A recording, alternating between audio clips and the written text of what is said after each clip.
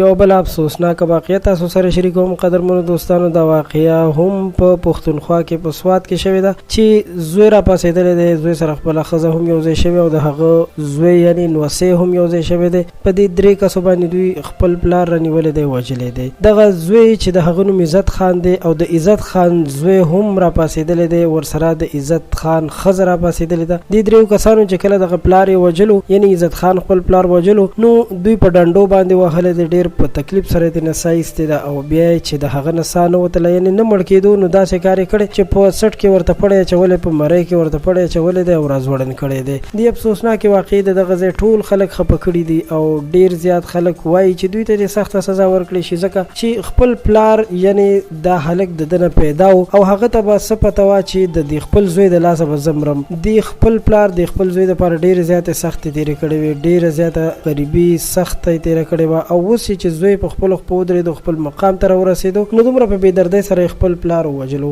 یقینا چې ډېره افسوسناکه واقعه ده. حکومت له پکار دی چې داسې ظالمانو ته دومره سخته سزا ورکړي چې هېڅ رحم پې ونه کړي چې نور خلک د دې نه عبرت واخلي. ستاسو ټولو ډېره مننه کوم قدرمنو دوستانو چې د دې افسوسناکې واقعې تر اخره راسره پاتې شوئ.